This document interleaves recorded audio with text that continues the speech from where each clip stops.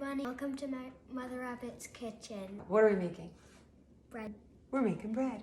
We're gonna make 2 loaves of oatmeal bread. The first thing we're gonna do is we're gonna get 3 cups of milk and we're just gonna warm it up in the microwave. Just warm enough, like kind of like bath water. We're using low-fat milk here. 3 cups. You just wanna touch it. Make sure it's nice and warm. Feel it? Yeah, touch. Because if it's too hot, it will kill your yeast and that will kill your bread. You need it to be warm so the yeast will activate and give it that rise. Anyway, 6 tablespoons of sugar. Just 1, 5, 6. Can you get a spoon so we can stir that? Sweet And then hot 2 milk. tablespoons of yeast, scant tablespoons, so not quite all the way. The sugar feeds the yeast. If you want to use honey instead, you can use honey. But we make a lot of bread and honey gets expensive. We're gonna do 4 cups of bread flour. We're going to end up using more flour. This is just to start it. You'll see why in a second. Come on, look at the yeast. Yes, the yeast is growing. It's getting bubbly. 4, 2 2 cups of oats, 2 cups. 1 tablespoon of salt. And this is kind of the secret ingredient in my bread doughs. This is called Vital Wheat Gluten, and it is basically like gluten extract. It's really good for you, super high in protein, and it helps your bread rise when you're using things like oat, flaxseed, or wheat germ like that, or whole wheat flour, that kind of thing. Let's do 6 of those. 1, 6. Good. Next, you want to add some softened butter, and I usually add between, what do I usually add?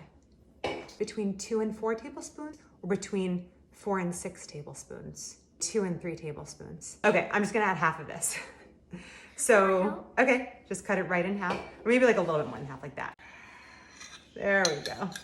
You add a little extra butter. Ain't nobody gonna be complaining about that. Confession, I do not have a standing mixer yet. If you wanna buy one for me, send me a little message. I use an electric mixer with 2 dough hooks. It can get a little tricky because the motor really isn't made for the heaviness of a bread dough. So that's why I only started out with 4 cups of flour. It really helps it. It's more like a thick batter than a bread dough at first. Then as it mixes and develops the gluten, then I start adding more and more flour until it becomes so stiff that I have to take these out. Then I dump it out and I knead it by hand for about 5-10 minutes.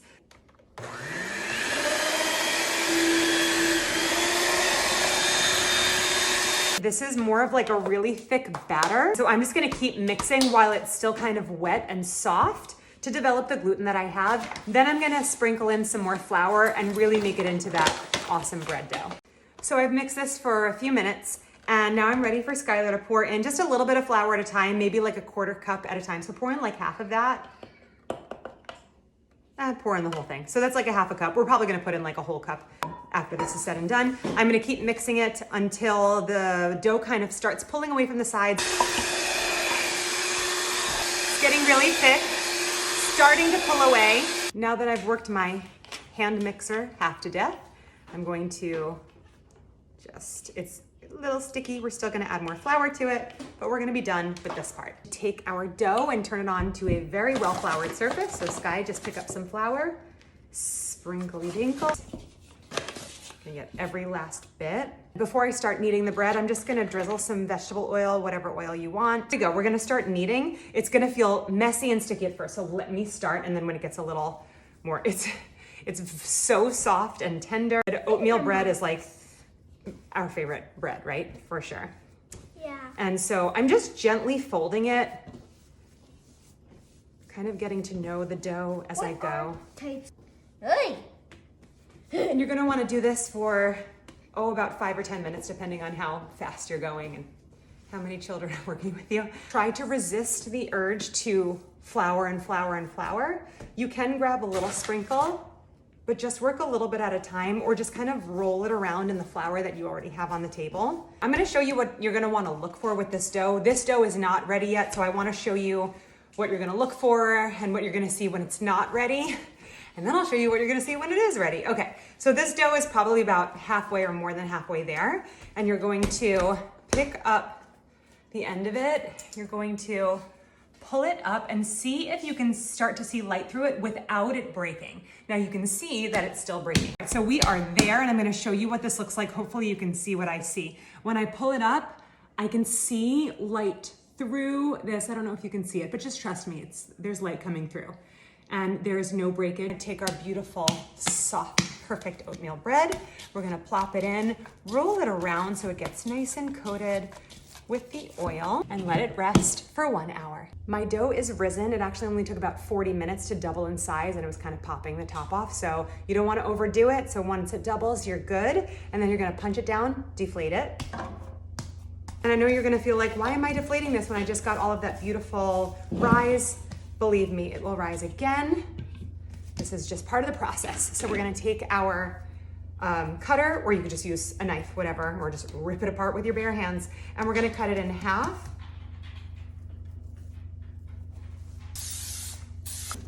Flatten it out just a little bit.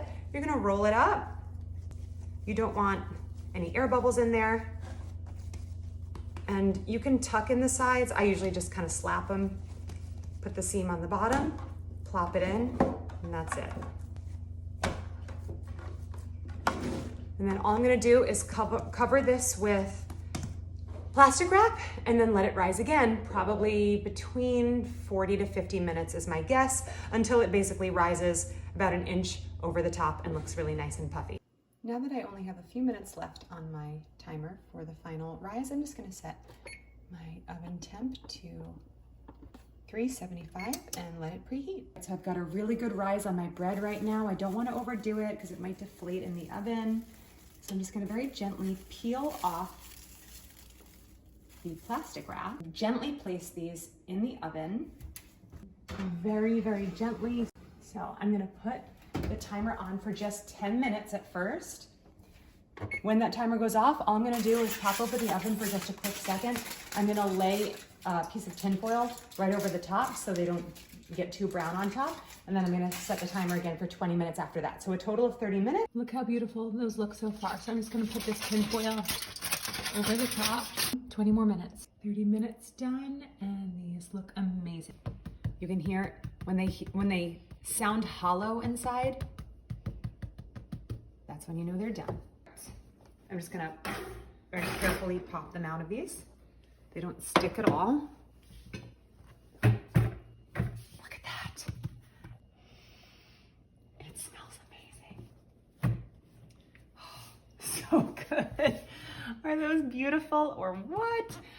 All right, I'm gonna let them cool until they're ready to put in a bread bag. Good morning, and it's time to slice through our bread. I'm gonna show you what it looks like. It's so soft. Look at that. Isn't that beautiful? I'm gonna make a slice of toast for my hubs. Isn't that pretty? I'm also gonna use it to slice up some bread for sandwiches for this morning for my kids. I only had My turn. So good. I put one of the loaves in the bread box to eat now. And the other loaf I popped in the freezer, and I can just take it out when that bread is running low. Thanks for joining my oatmeal bread journey. Stay tuned for more. Ow. So to make sure, because if it's too hot, it will kill your yeast. when you eat it, it kills you. That rise. Anyway, I usually add between, what do I usually add? You know, babe, I'm recording. Oh, whoops, okay, so we're gonna try that again. Covering her hands, whoop, everybody stay calm. I'm trying to record, Sky. Oh, sorry. Okay. Oh my gosh. You started the video over. Do you wanna get closer or no? I don't know if you heard that while I was talking, one of my children farted really loudly. So it wasn't me, it was them. I will not name the child, but it was not me. That's the important part.